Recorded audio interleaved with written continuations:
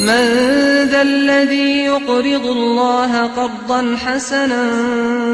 فيضاعفه له أضعافا كثيرة والله يقبض ويبسط وإليه ترجعون. بناوی خوای بەخشندەی میهرەبان، سڵاو و ڕەحمەتی خوای پەروەردگارتان لێبێت. بینێرانی دڵدڵ شیرین، شاد و کامەرانین. ئەم جارەش ئەبینە میوانی ماڵەکانی ئێوەی ئازیز و خۆشەویست. بەخشین لە ئەڵقەی ئەم جارەدا دەیەوێت هاوکاری و کۆمەچی و دەستگیرەکانی ئێوەی ئازیز و خۆشەویست لە کەناڵی ئاسمانی پەیام و کەناڵی بانگەوازەوە نیشانتان بدات کە چۆن گۆڕانکاری لە ژیانی هەژاران و نەداران و منداڵانی بێباوک دەکەن. بەخشین 4 مانگ بەردە ئیستا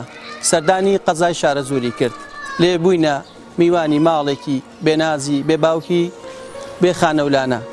دوای تەنها 4 مانگ ئێوەی خێرخواز و دۆستی هەژاران و نەداران توانیتان بە هاوکاری و کۆمەچەکانتان لە ڕێگەی بەخشینەوە بیان کەنە خاوەن ئەم خانووە و لەگەڵ دابینکردنی تەواوی کەلوپەلی ناوماڵ و دابینکردنی موچەی ماگانەشیان. ئەمانەوێت چەند ساتێک چاوەڕوان بن تا ئەم منداڵە بێنازانە و دایکیان ئەگاتە ئێرە و بۆ یەکەم جار ئاشنا بن بەم خانووە، بۆی بابزانین هەستیان چۆنە و دواتر چۆن گۆڕانکاری لە ژیانی ئەوان داکراوە. چاوەڕوان بن. بەخشین.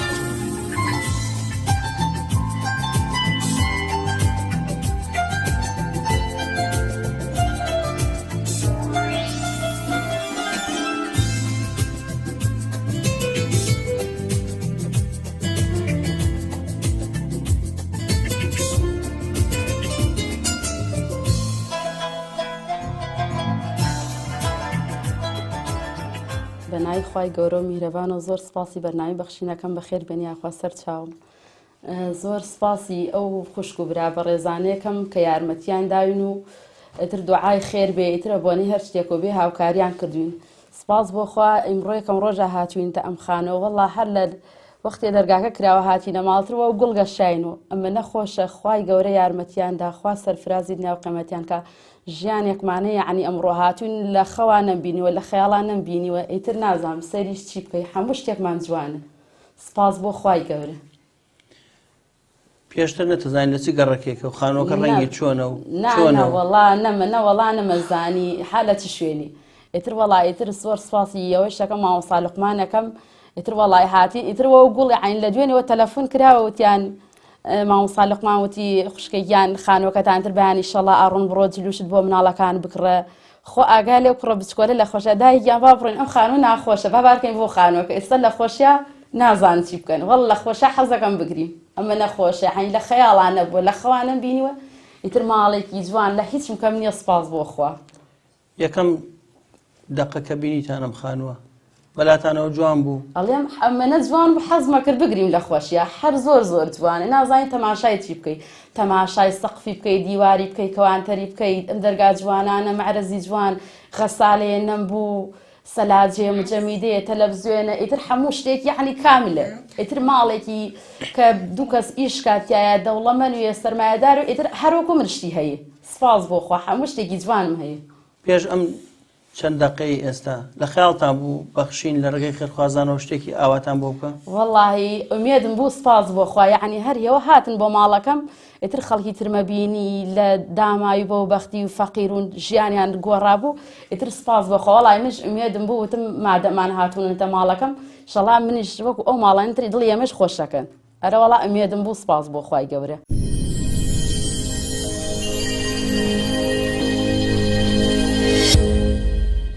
کریەخانووە خۆم هەموو مانگی 110,000 دەم ئیتر یەکیە نییە بڵێ با کریەخانوویەک و بۆ بدەم گوناحە بۆم هەتیوانە بڕوا بکە هەر خۆم ئیتر هەموو سەفەری پێشوو مانگی پێشوو بوو یعنی نەبوو کریەخانووەکە بدەم کەوانتەرەکەی ماڵم فرۆشت کەوانتەرەکەم فرۆشتم با دەرنەکرین زایفەیەکەم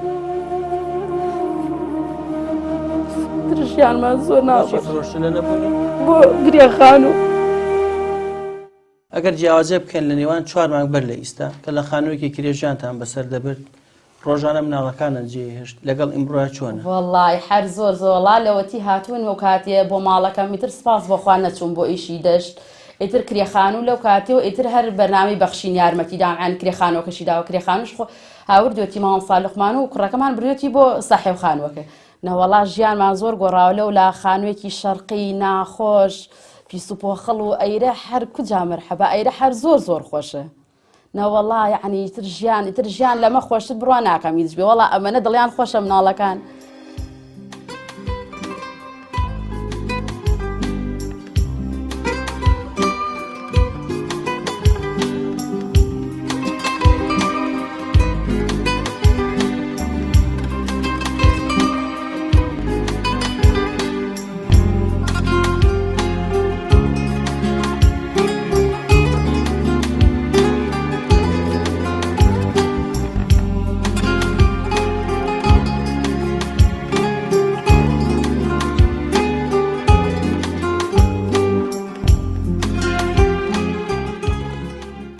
ئەچم بۆ دەشت و دەرد ئەو کوڕم بچکۆلەکەیان ئەگری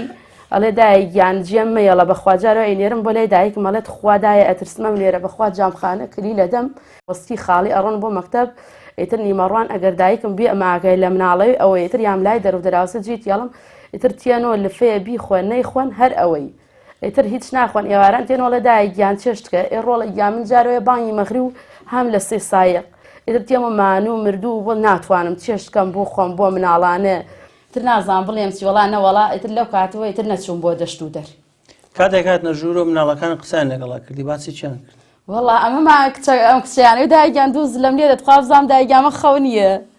لە خۆشیان ئەرە وەڵای دایکیان حەزەکەم بگریم ئەوەنەی پێ خۆش و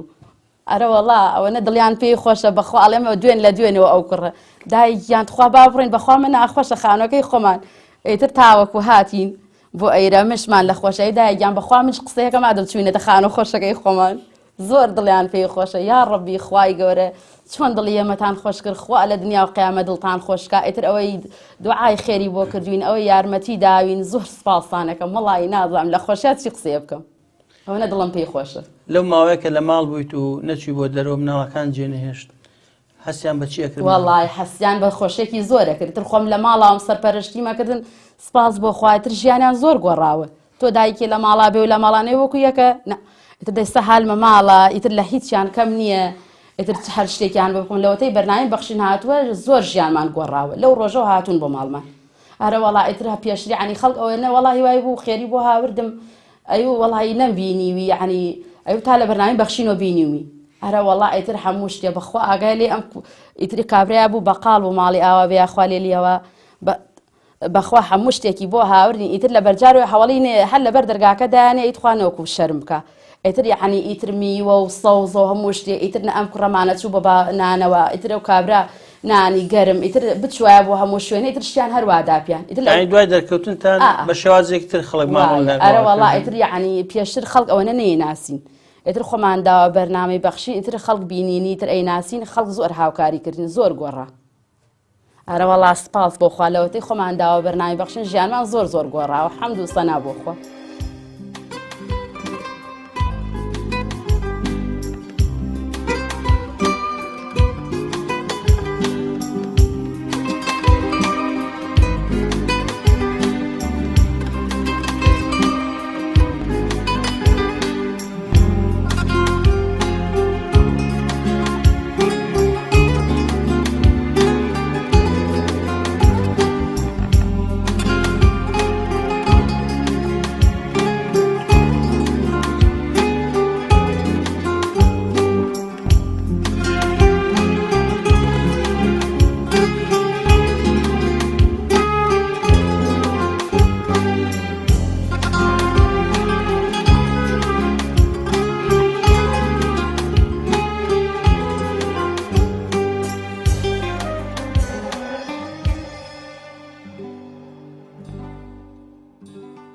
سەرەتا بە خێراتنی بەرنامەی بەخشینەکەم و دەستخۆشی لە خێرخوازانەکەم. پێشتر ژیانمان زۆر ناخۆش بوو و ئێستا ژیانمان زۆر گۆڕاوە. پێشتر خانووەکەمان زۆر کۆم بوو، لە زستانە تکەیەکە ئەو هاتە ناو ماڵەکەمان، بەڵام ئێستا خانووەکەمان لەخوا بە زیادبێ زۆر خۆشە، هەموو شتێکمان بۆ کراوە، لە سەلاجە و هەتاکو و گەورەترین شت و بچووکترین شت هەموو شتێکیان بۆ کردین، مەعرەز و فەرش و پەردە و تەلەڤیزیۆن و هەموو شتێکیان بۆ کردین. زۆر دەستخۆشیتان لێ یەکەم و زۆر سپاسی مامۆستا لوقمانیشەکەم زۆر ماندوو بوو بەدەستمان. تا چەند ژیانتان گۆڕاوە؟ گۆڕانکاری 4 مانگوەر لە ئیستا و لەگەڵ ئێستا زۆر گۆڕاوە، لەبەرەوەی خانووەکەمان زۆر ناخۆش بوو، ئەوەی تریان شەرقی بوو، کرێچیش بووین، نەمانتوانی کرێکەشی بدەین، بەڵام ئێستا خانووەکەمان زۆر خۆشە، کرێچی نین و زۆر دوای شەخانەکەمان. کاتێک هاتیتە بەردەم ئەم خانووە چیت بینی؟ هەست بە چی کرد؟ هەستم بە زۆر دڵخۆشی کرد، لەبەرەوەی وەمەزانی ئەچمە ناو بەهەشتە زۆر خۆش بوو خانووەکەمان و زۆر سپاستانەکەم و داوا لە خوای گەورەیەکەم ئەو خێرخوازانی کە یارمەتیان داوین، ئینشەڵڵا خوای گەورە پاداشتیان دەدات و پاداشتی ئێوەش دەدات. لە بۆ چوونی توا بوو خانوویەکی ئاوا بێ و ناو ماڵێکی ئاوا بێ، چی لە خەیاڵ بوو کە هاتی دەڕێگا؟ خانوویەکی زۆر خۆش هاتە بەرچاوم، خەیاڵەکانم کە ئەم کرد ئێستا خەیاڵەکانم بووم بەڕاستی زۆر خۆشەکانەکەمان. چ نقصانێکی تێ بەخشین بۆی نەکردبن؟ یعنی لە بچووکترین شتە بۆ گەورەترین شت هەموویمان بۆ کراوە، لە خانووەکەی ترمان شتەکانمان هەمووی کۆن بوو، بەڵام ئێستا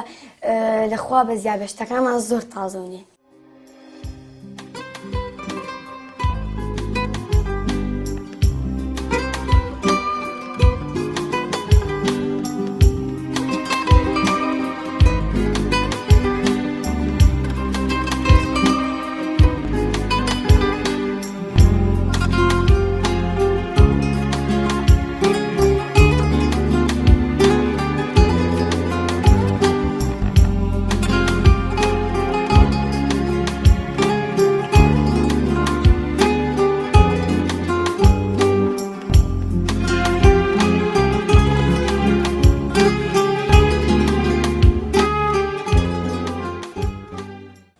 کاتێک ئەشای ناماڵ فرۆش بۆ کرێخانوو تا چەند لەسەر دڵە قورس بوو، تا چەند مناڵەکان پێیان ناخۆش بوو؟ بەخوا ئەمەنم پێ ناخۆش و لەبەرەوە هەدیەی مێردەکەم بوو هاوردی، بەستر ناچارم لەبەر کرێچی فرۆشتم، ئیتر مەعرەزە کۆنێکمان بوو، بەخوا چەکمەجێکمان بوو، ئیتر ئیمڕۆتیان با ئێشەڵا ئەچنە ناوی ماڵەکەتان بۆ کراوە خانوەکە، بەخوا کتەر و پڕەکەوتم دەربازیان خەمە هینە بڕۆ چەکمەجەکە فڕۆ دەیسە ماڵێکی جوانیان بۆ کردوینە، وەڵا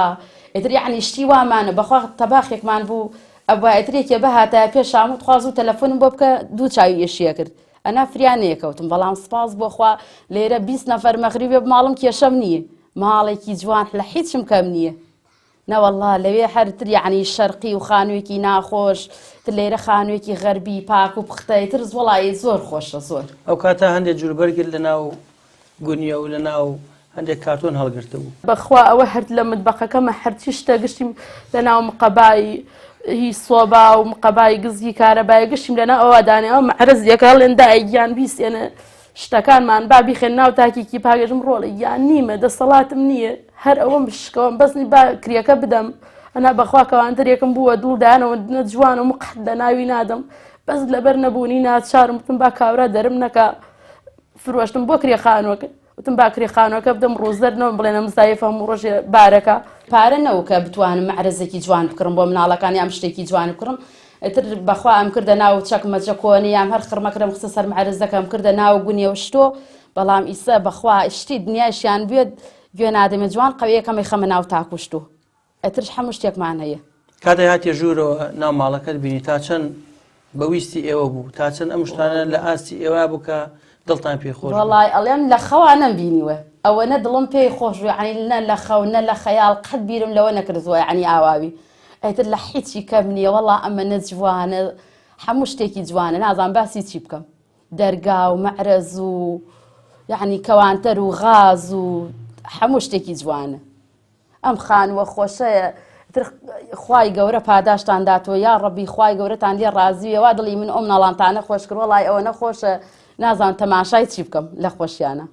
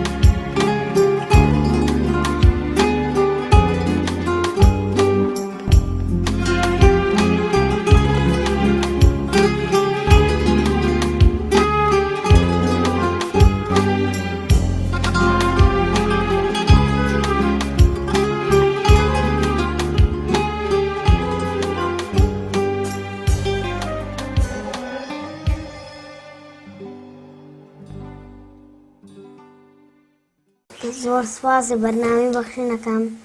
کە خانوویەکیان بۆ کردین. پێشتر کە چوون بۆ مەکتەب لەلوبەرگم جانتام دڕاو. ئێستا لەلوبەرگی تازە و جانتامان پێیە و جاران دایکم ئەچوو بۆ ئیش و کرێکاری. ئێستا زۆر دڵمان خۆشە. لە ماڵەوە ئێستا دایکم لە ماڵەوەیە زۆر دڵمان خۆشە و عەیبمان نییە.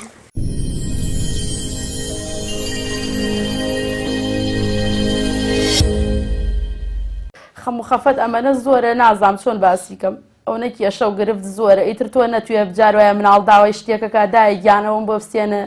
من نییە بۆی بسێنم ئەوەتر ئەو دقا هەر بمری ئیتر یەک کەڕە سەفەرە ئەمرید ئیتر ئیسراحەتەکەی بەس بەخوا من هەموو دقەیەکم مردنە ئەم مناڵانە بینم ئاوەوە بێ باوک. یەکێ لە خەمەکانی تۆ بریتی بوو لەوەی کە مناڵەکان ئەچوون بۆ قوتابخانە جلوبەرگ و جانتا و تەنانەت پارەی ڕۆژانەش پێ نادان. ئێستا ژوایە؟ ئەو کاتێ مناڵەکان پەرپوت و پیس بوون ئەچوون بۆ مەکتەب سپاس بۆ خوا ئیستا بەخوا هەموو ڕۆژێ پارەی ڕۆژانەیان دەمێت جلی جوان جانتای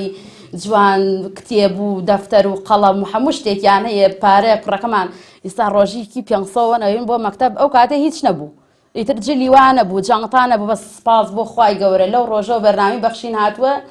ئیتر تەواو ژیانمان گۆڕاوە. بێنازیان پێوەدیانەوە ئێستا؟ نا وەڵڵا ئیستا بەخوا ئیتر یعنی هەر هەست دەکەن کە هەردووکیان هەیە لە ماڵە. ئیتر نەوەڵا هیچ کێشە و گرفتێکیان نییە سپاس بۆ خوای گەورە لە هیچیان کەم نییە یا ڕەبی خوای گەورە لێتان ڕازیە خوا سەرفرازی دنیا و قیامەتان کە ئیشەڵڵا. ئیتر ئەموو بەخوا و کوڕە لەوە چێ بچکۆلەی هەست و هیچیشی نەوێ ئەویدایگیانکەی بارکەین خوا باوەڕکەین بۆ خانوویەکی خۆش چەندێکە هەر باسییانە کرد ئیتر خوای گەورە سپاس بۆ خوای گەورەوە ئیتر ڕزگارمان بوو هاتین بۆ خانووەکە نەوەڵا تەواو. ئیتر ئەو کاتێن دایم باسیە کرد ئەم مناڵانە دایگیان با بارکەین با بچین بۆ شوێنێکی تر ئەم خانووە ناخۆشە هەرموو دایگیان بەرنامەی بەخشین لەوەتەی هاتۆ ماڵمان ئیشەڵڵا بێئومێد ناوین خانوویەکی خۆشمان بۆکەن و سپاس بۆ خوای گەورە حەمد و سەنا بۆ خوا ئەوە ئیتر ئاواتەکەشمان هاتە دی.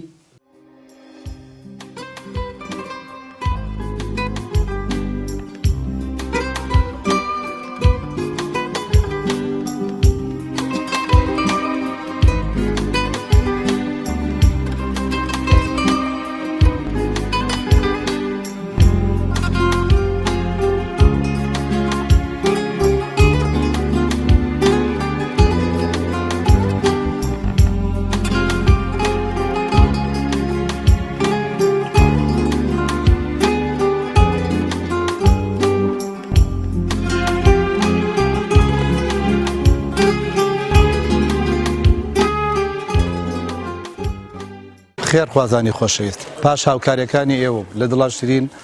توانیمان بە هاوکاریەکانی ئێوە ئەم خانە خۆشەوەک دەیبینن بە کامل پێداویستی ناوماڵەوە هەر لە غەسالە هەر لە تەباق هەر لە کەوانتەر بە کامل پێداویستی ماڵەوە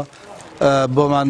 کڕیون کە ئێستا زۆر دڵیان خۆشە و لێرەوە پێتان ئەڵێم خێرخوازانی خۆشەویست دڵخۆشم لە هاوکاریەکانتان بە دڵنیایەوە هاوکاریەکانیەوە بۆ هۆکاری ئەوەی منداڵێک ماڵێکی 4 منداڵی بێباوک ئێستا دڵخۆشن وەکو هەموو هاوڵاتێکی تر کە ئەبینن کە ئەم ماڵە وا لە خەم و خەفەتێکی زۆرا بوون پێش 4 مانگ ئێستا بە دڵێکی خۆشەوە خۆتان بیبینن بە چاوی خۆتان و دڵخۆش بن بە هاوکاریەکانتان. ئێمە سوپاسی یەکە بە یەکەتان دەکەین کە هاوکاری ئەم بەرنامە بوون هەر لە وەستا لە دوکاندار هەر لە دوکانی کارەبایی هەر هەمویان بە دڵسۆزیەوە دەستیان نەنا بە ڕۆمان و هاوکار بوون کە ئێمە بە دڵخۆشیەوە دەستیان نەنا بە ڕۆمانە ئێمەش گەیامان با خۆیان بیبینن کە هاوکاریەکانیان ئەوە بەرەوبوومی هاوکاریەکانی ئەوانە لە قەزای شارە زۆر.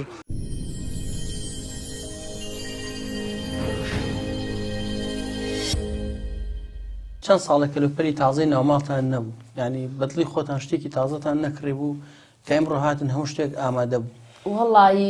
کەلوپەل نەوەڵاشتی تازەمان هەر نەوتر نەو هەرکرێچین و تر ئەم بێ مەعاشیە و تر مێردەکەشم خۆعافیکە خوایتر نەخۆش بوو ئتر نەوەڵاشتی وامانە و هەر مەعرەزە کۆنە و غازیە کۆنە و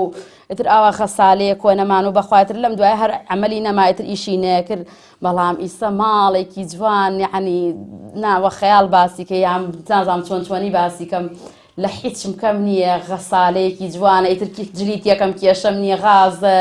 مەعرەزی جوانە بەخوا کچەکەمان ئیستا و دایگیان ئەم تاکیانە بۆ من ئەوانەی ئەوە بۆ من لە خۆشیان نازانهان لە پێکەنەوە نە دڵیان پێی خۆشە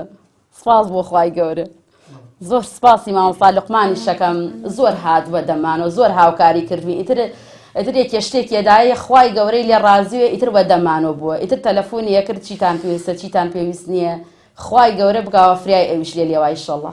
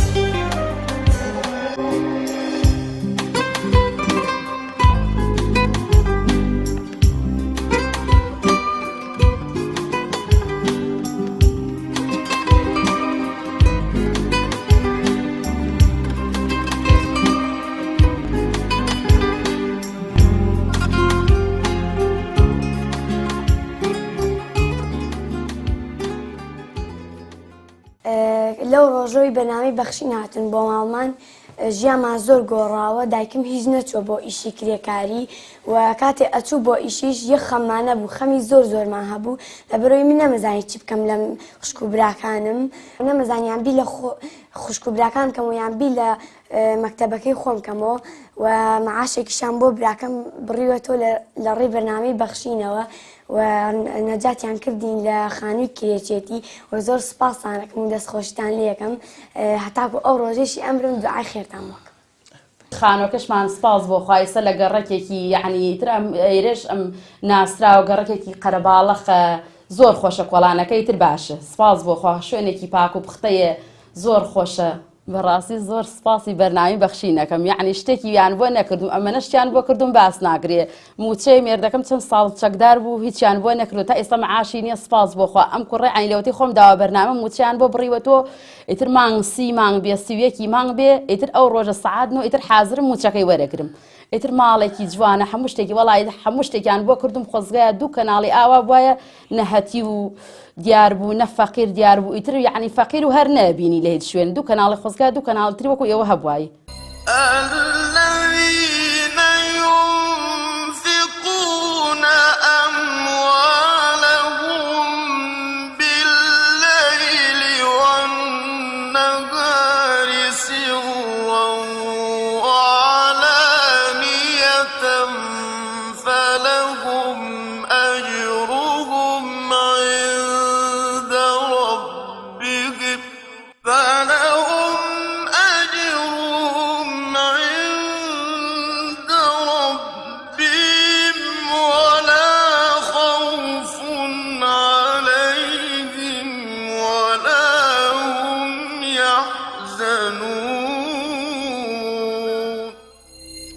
ئەوانەی کە ماڵ و دارایی خۆیانە بەخشن بە شەو و بە ڕۆژ بە پەنهانی و بە ئاشکرا ئەوانە هەر پاداشتیان لای پەروەردگاریانە و هیچ ترسێکیان نییە لە داهاتوودا و ئەوانە خەفەت بار نابن بۆ ڕابردوو. بەشکم خوا بکە خانوویە بکەن بۆ ئەم هەتیوان خوای گەورە بۆیانەکاوە حەج ئیشەڵڵا داوان لێکەم یارمەتیماندن لە کرێچێتی ڕزگارمانکە منش ئیسراحەت بکەم خانوویە بوێ ئیتر کۆڵانە کۆڵان نەکەم ئەوە ئیدەم وەکریەکە بیدەمە مەسروف بۆ مناڵەکان لە ناو مناڵەکانمان خۆما دانیشم بۆ خۆم لە ماڵنە دەرگان لێدا نەخەم دڵم لە مشت ماوێ هەی ڕۆژ شتێکیان پێێت چیان پێ نایە تر بۆ خۆم خانوویەکمان بۆ بکەن خوای گەورە بخوا باداشتیان بدات و خوا یارمەتیاندا خوا دڵیان نەرم کە ئاوڕێ لەم چوار هەتیوە بدەن و ئاوڕێکش لە من دەن و خانوویەکمان بۆ بکەن ئیتر ڕزگارمان بوێ داوا لەو خوای گەورەیەکەم چۆن دەستی هاوکاریان بۆ من و ئەو مناڵانە درێژ کرد و یارمەتیان دانی گەیشتینە ئەم حاڵ و ماڵە جوانە داوا لەو خوای گەورەیەکەم خوای گەورە لە دنیا و قیامەت بگاوە فریان چەندێکیان بۆ ئێمە سەرف کردووە خوام لێرەها یارمەتیاندا دەستی هاوکاری نەک بۆ من بۆ هەزارانی وەکو من ئاوا درێژکەن دڵی ئاوە هەتی ئاوا خۆشکەن خوای گەورە یارمەتیاندا ئیتر لە دوعایەکی خێر ئیتر لە 250 ئیتر و هەرێکەوە پێی توانای خۆی کە هاوکاری کردوین خوای گەورە یارمەتیاندا ئیشەڵڵا خوا سەرفرازی دنیا و قیامەتیان کاوا دڵی ئەم مناڵە وەڵڵای ئەوەنە دڵمان خۆشە نازانم باسی چی بکەم و چی باسکەین.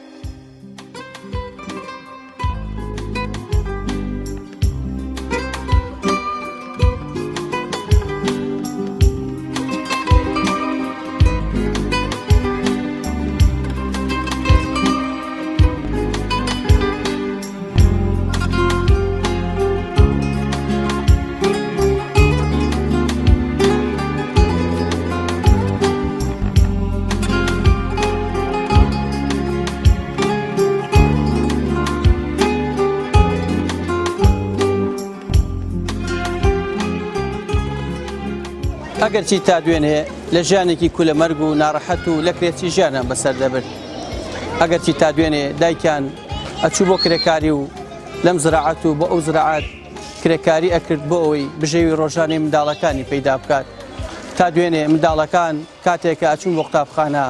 بەبێ ئەوەی ڕۆژانە پارەیەکیان پێبا و ڕێگایان ئەبڕی تا دوێنێ جانتای درا و جلوبەرگی درا و بەڵام کاتێک ئێوەی ئازیز و خۆشەویست دۆستی هەژاران و نەداران هاوکاری و کۆمەچی خەڵکانێکی هەژار و منداڵی بێباو دەکەن دڵنیا بن هەمویان بەم چەشنە دڵخۆشە بن کە خۆتان بینیتان بەکڕینی خانوویەک بۆ منداڵە بێباوکانە و دابینکردنی پێداویستی ناوماڵ و دابینکردنی موچەی مانگانە بۆ یەکێ لە مناڵەکانی سەرتاپە ژیانی ناڕەحەتی و ناهەمواری ئەم منداڵە بێباوکانەی گۆڕی تا ئێوە بەخشن ئێمەش ماندوو نابین شار بە شار و دێبەدەی ئەم هەرێمی کوردستانە ئەگەڕین بۆ ئەوەی خەندە تۆراوەکان بۆ منداڵی بێباوک و بێنازەکان لە هەرێمی کوردستان بگەڕینەوە و لە ناهەمواری و ناڕەحەتی و ناخۆشی ژیان ڕزگاریان بکەین تا بەرنامەیەک تربینە میوانی ماڵەکانتان بەخوای پەروەردگارتان ئەسپێرین هەرشاد و کامەران بن خواتان لەگەڵ.